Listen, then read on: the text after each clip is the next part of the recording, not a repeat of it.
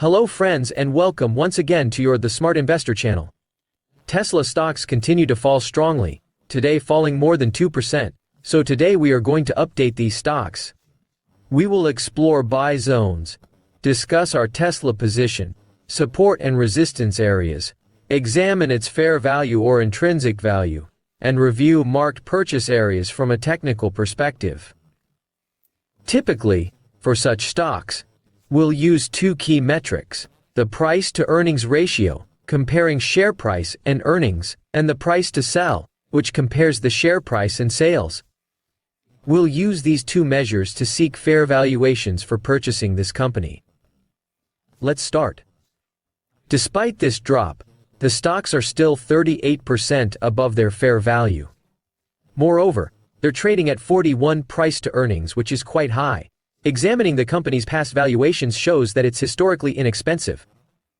Notice that even though we said that the price-to-earnings ratio, which compares the price with the company's sales, above 40, it is quite high. We see that, for example, its sector is at 24. We can see that historically the company had a per 254, so this is a company that has always traded at very high multiples. We can see here according to the price to sell. Remember the price to sell, sales price, it compares the price with the company's sales. The company's history had been $12.72. Now it is more or less at $5.80, so historically it is also cheap. Moreover, other metrics like price to book and cash flow ratios surpass their historical norms. The company's financial situation is solid. The growth has been exponential in recent years, so the problem we undoubtedly have in the company is the current valuations. If we see the growth estimates in 2024, a large drop in the profits of the 40LA company is expected. The company said it was a year of transition, so that is why we are seeing this drop in profits. But starting with 2025, it is expected to return to the path of growth in terms of earnings per share. Regarding the company's sales, growth above 10 is always expected. So, using all of these numbers that we just reviewed, we're also going to take a moment from a technical point of view that the stock has been over the last few weeks and months on this downtrend line. Notice how the upper part has recognized it perfectly, and the lower part too. In fact, we took advantage of the lower part to do some shopping last week, and we see here that they are quite close to this area, and if I visit it again, we will be shopping there. Let's check for a purchase around $163, marked in green here, a crucial historical support zone. Note this is identified as a support area several times. So we see that from a technical point of view, the trend is also bearish. Now we are going to use all these numbers to find reasonable prices at which to invest in Tesla. We are going to start using the company's price-to-earn ratio to look for reasonable prices at which to invest. The formula to calculate the price-to-earnings ratio is quite simple. We just have to divide the share price by the amount of earnings per share. Tesla stock is currently near $176, and here we see the EPS in the financial reports. Diluted EPS is always applied here. Let's split the $176. In what Tesla stock trades between these $4.30 that the company has generated over the last 4 fiscal quarters. And notice that we get this price to earnings of approximately $41, which is where the stock is right now. We can see it here. Price to earnings at $41, virtually $40.90, rounded to $41, is the current stock value. So, what we need now is to find a reasonable price to earnings at which to invest in the company. What's the plan? Look at this Tesla chart. At the top we have the stocks and at the bottom, the price-to-earnings ratio for approximately the last 3 years. Notice that this is a company that has always been quoted with a high price-to-earnings ratio. We are seeing values here of 1,400 price-to-earnings ratio.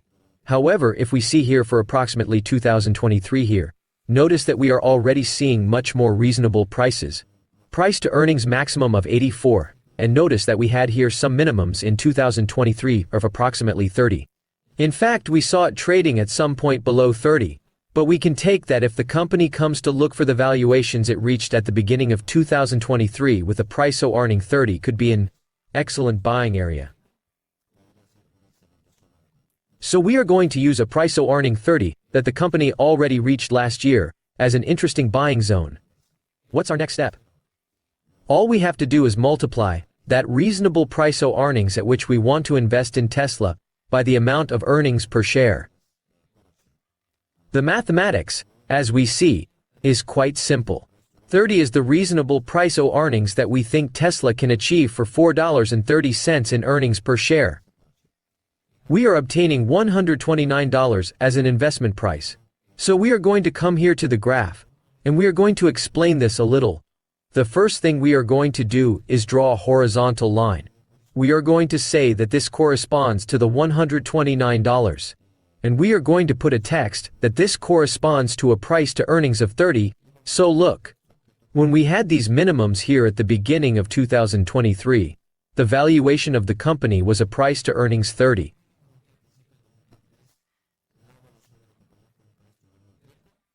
Now, while looking for valuations similar to those reached at the beginning of 2023, this investment zone would be $129. What does this mean to me? It would not be unreasonable to think that Tesla can reach a share price of $129. It still has a long way to go. We have been making small purchases. We are being cautious. But as I said, according to this calculation that we have just made, it does not seem irrational to see Tesla in the $130 or $129. Then we are going to use the same metric, but now with the price-to-sell ratio. Why? Because remember that there are times when companies do well in sales, but as in the case of Tesla, it is investing a lot in new factories and other types of investment. Then profits may fall temporarily, but then they can recover. So let's do this same math with the price-to-sell ratio. If you like the content of our channel, subscribe and turn on notifications to never miss a video.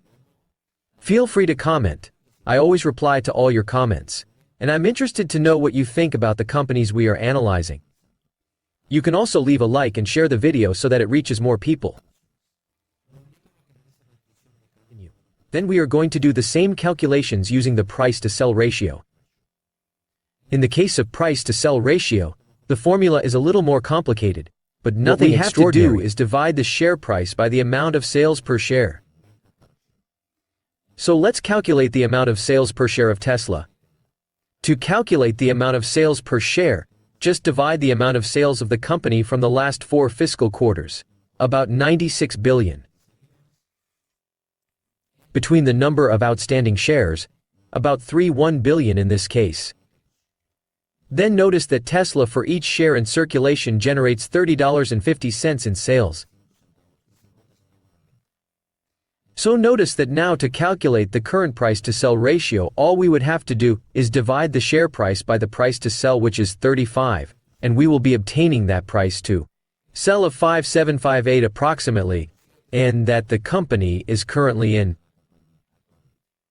That's our view so far. I know it's approximately 58, which is the roughly estimate we're getting. Then, we will see a fair price-to-sell ratio for company investment. We're back on the chart. We can see here that for the last 2 years or so, the lowest price-to-sell ratio that Tesla reached was this area here. Again at the beginning of 2023 with a price-to-sell of approximately 460, so let's see if I revisit that 460 zone of price to sell, what would be the investment price. Now the math becomes simpler once we have calculated the amount of sales per share. The only thing we have to do is multiply that reasonable price to sell 460 by the amount of sales per share, that is 35. And notice that we are obtaining $140 as an investment price. Let's go.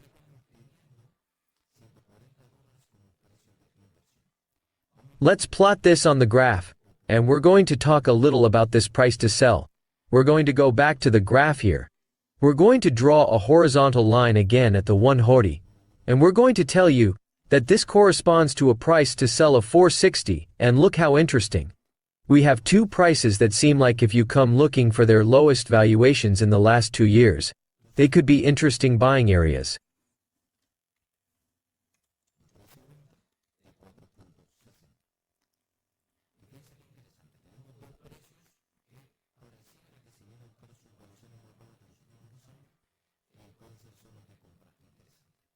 This does not mean that you will buy when you reach those areas, but that they are reasonable buying areas, because they were minimum valuations that the company reached during the last 2 years or so.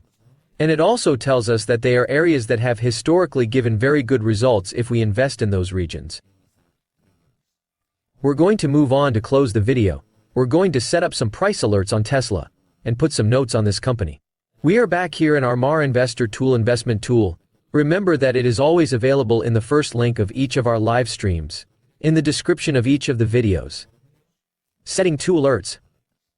First alert, $140. We are going to put a note that this corresponds to a price to sell of 4.6, and we are going to put a second alert in the 129, and we are going to put a note that says that this corresponds to a price to earning of 30. Additionally, we are going to put a note here. We are going to clarify that it says the first purchasing zone is the 140 and the second purchasing zone is the 129. And so we already know that we have studied the company, and we do not have to be analyzing it every week.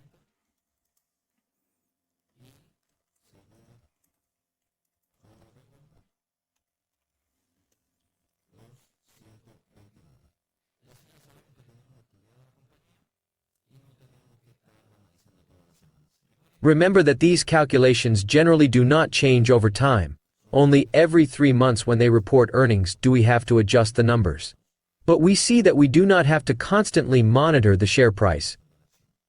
As we saw in today's video, friends, Tesla shares still look a little expensive, 138 above their free value. And according to the calculations we made today, the shares could perfectly reach $140, according to their historical valuations. It must also be said that we have already been buying shares of the same. We are advancing the position little by little, but I also think that further down we will have the opportunity to make larger purchases. Remember, our channel's content is educational, as I am not a financial advisor. If you enjoyed this channel, don't forget to subscribe, turn on notifications, hit like to support us, and drop a comment.